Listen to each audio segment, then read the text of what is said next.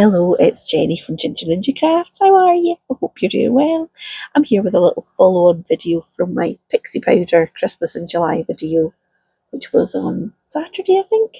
So this is another Christmas in July video, and it's another Pixie Powder video. On Saturday, I was using cutting dies with a Pixie Powder background. This time I'm using a stamp, snowflake stamps to use as a heat embossed resist with the Pixie Powders. So quite a clean and simple card. I am taking it right back to basics, so if you've never done any heat embossing or Pixie Powders, all will be revealed. And yeah, if you want to see what I make and how I made it, I could give you a wee sneak peek. If you want to see how to make something like this, then please keep watching. Okay, so what I'm going to try today with the Pixie Powders is doing a heat emboss resist with Pixie Powders. I have done this with all sorts of inks and sprays, and I've definitely done it with brushes, and I can't remember if I've ever done it with Pixie Powders. So the difference with the Pixie Powders and the brush powders is these have got that mica shimmer and sparkle to them, which is perfect for Christmas. So if you've never done heat embossing before, I'll just take you through the process. I've got my stamp, it's this one here. This is from a magazine set. I don't know which one. Doesn't say. It's probably Simply Cards and Papercraft, because I had a subscription to them for a long time. But you can do it with any kind of stamp. I would just like to do a sparkly Christmas one. So I've cut a panel of mixed media paper because I'm going to be using water and sprays and things. I'm going to try it on this, and I have got my little anti-static pad. I just keep it in this little thing because it's a wee bit messy. It's got kind of powder in it. So I'm going to put that all over the paper, and that just means that the embossed area, the embossing powder rather, is only going to stick to the stamped image. You're not going to get other areas covered in the embossing powder because that looks a bit, well, might be the look you want. It's not the look I want right now.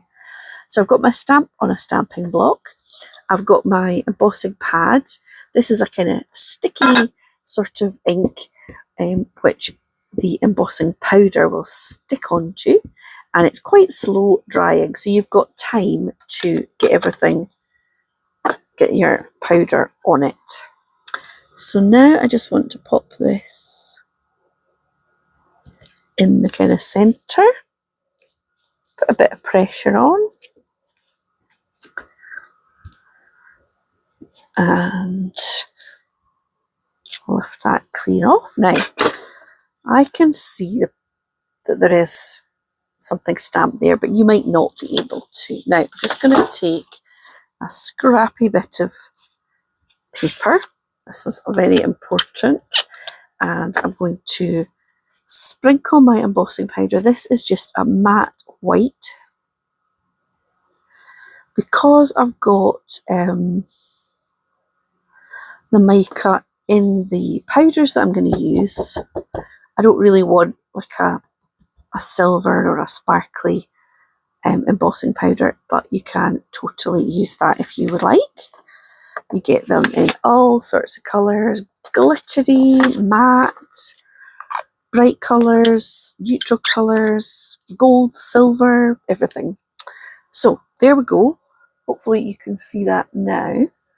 Now I am going to just put my microphone out the room while I heat emboss this so that it's not too loud, but I want to show how the embossing happens. So let me just pause you.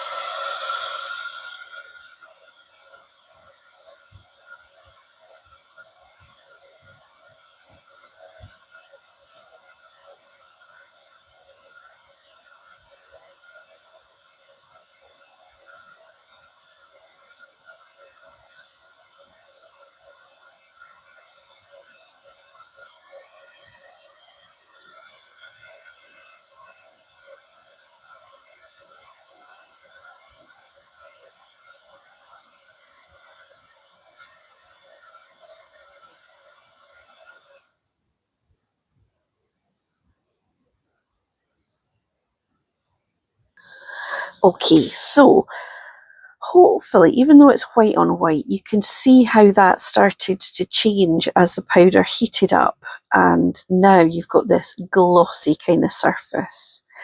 I could have used a clear embossing powder, but I wanted the white to really stand out. So now I'm just going to get a little craft mat out so I don't make a mess on my desk. So excuse the, you might be getting a wee reflection of my lights, so sorry about that. And I've got my powders. Let me just find my water. Okay, so I've got a water spray. This has got a fine mist, so it's not too strong a spray. And I'm going to have a little go with these two. These are some of my favourites. If you can see, I've used these a lot and they're about half full. So I've got the midnight blue and the teal wash. Now, what I'm going to try, I've got two actually. I have another one stamped. So let's try with this one. Put in just a little. I'm just going to gently tap a little bit of the powder.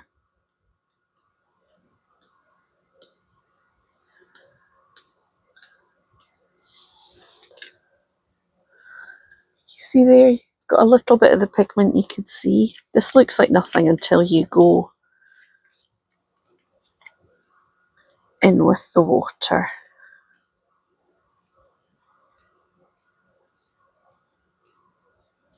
Okay, so this is where I'm putting the powder on first, and then I'm going in with the water. And you will hopefully, I wonder if I should zoom in a little. 1, 2, let's do that. Aha, that's better. Okay, so you're going to see that's one spray. It's starting to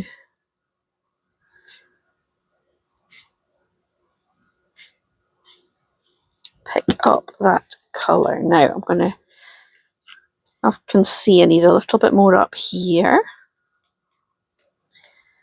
And you can see that snowflake is appearing through the teal and the blue.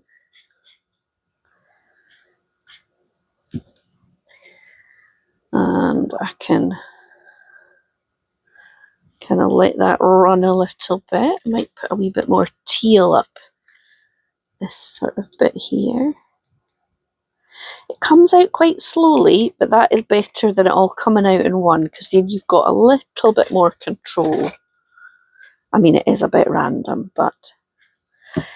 So, I love that you get these little sort of spotty bits around the outside. I love when you get the pooling as well, and you can just make that move around a little bit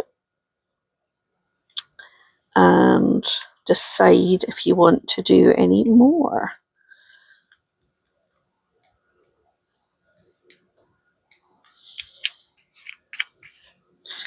Now, this corner is a little bit white for me, so I've put a little bit here, and I'm going to kind of spray it from that side. So there we go, we get that filled in. So you kind of pick up a little bit of control, but... So that one there I did with the powder and then the water. So this is exactly the same. It's the same stamp on the same paper, and I've heat embossed it in the same way. This one, I'm going to spritz it with water first. Spritz it with water. We'll see if it makes any difference. I'm just letting this one air dry a bit. I will go in and clean up a little bit once it started to dry, just so that the snowflake is nice and visible. So this one, I'm just putting the powder onto the damp paper.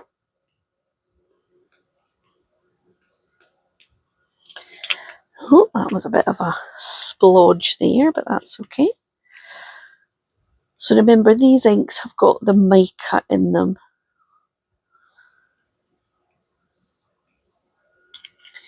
So you get a bit of shimmer and sheen as it dries. It's not particularly visible when it's wet.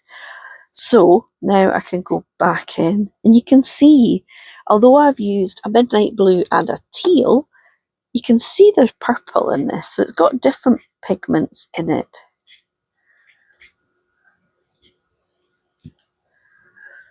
So it's just a slightly different look, and you can do whichever one you prefer.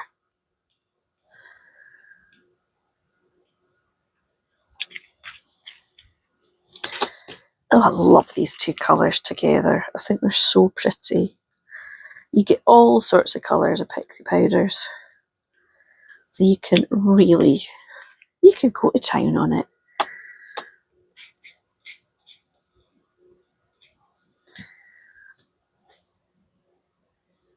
So again, I'm going to let those colours run a little bit around. You can see this one is already, the sort of pools are drying up a little bit. I am just going to let this dry naturally. I'm not going to use my heat tool on it. You can, but I think the danger is that you kind of disturb the embossing powder. I've already set that with the heat tool. I don't want to go in and kind of cook it again and cause it to maybe go a bit yellowy or something like that. So the only thing I'm really going to use is a little bit of kitchen towel or whatever you use to mop up. So I'm not going to touch this one yet because it's still doing its thing. But this one, I'm just going to pat the snowflake a wee bit.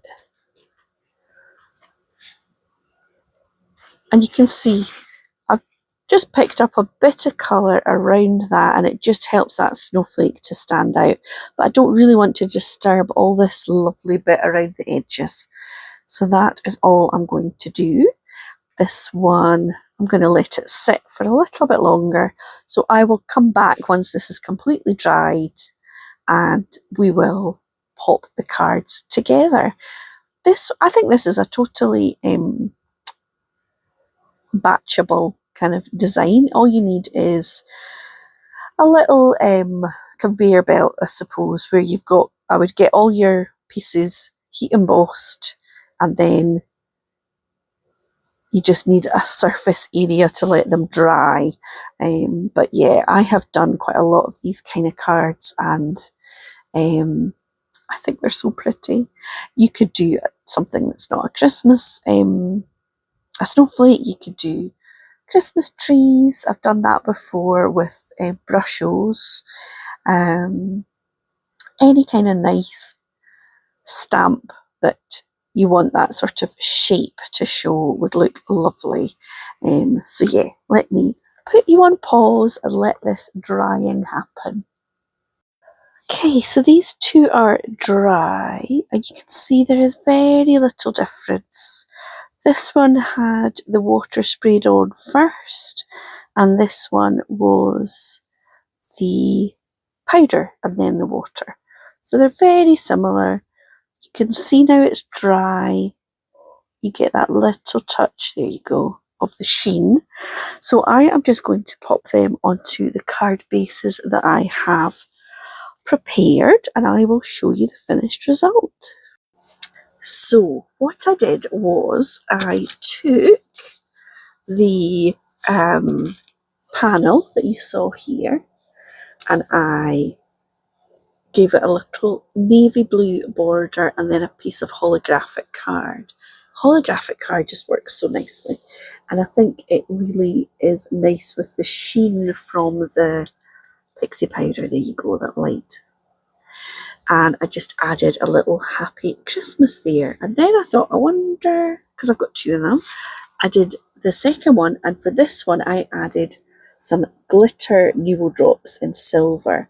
So I've added them around the points of the snowflake and one in the centre, and then also one either side of the sentiment. And I think I like, do you prefer the one with the Nuvo or without? I think I prefer the Nuvo. We all know I prefer a Nuvo drop on anything. So I think I will add that to that. Then I also, what have I done with the other ones I just had? Hang on. Find them. Then I did some little different sizes and a different size of snowflake. So I did some little squares. I think these are a couple of inches. Yeah, a couple of inches square. Exact same thing. A different stamp. I heat embossed it in white on the mixed media paper. Sprinkled the powder on and spritzed.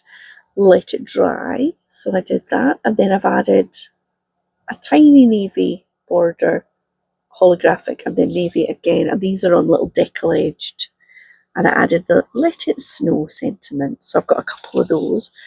These were nice and easy. These are all really quick. The only thing you need if you're in a terrible rush would be the drying time for the Pixie Powders.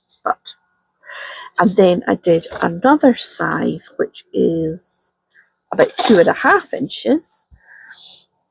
Same thing, same size stamp as I did, exact same stamp as that one, but just a little bit more room for the blue.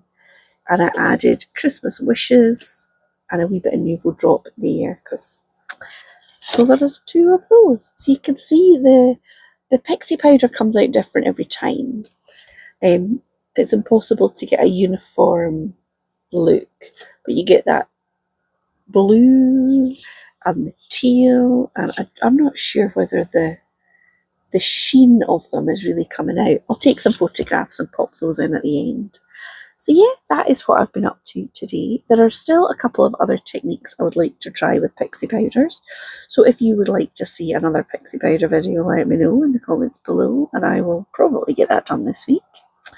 But yeah, I really enjoyed playing with that. I now have blue hands, but that's okay. I'm only going to see my husband, and I'm meeting my pal for a walk. She's used to seeing me with weird coloured hands. So yeah, thank you so much for watching. I would love to know what you think in the comments, and I'll be back tomorrow with a Tag Tuesday video. So yeah, take care everybody. I hope you're not melting too much in the sunshine. Bye for now.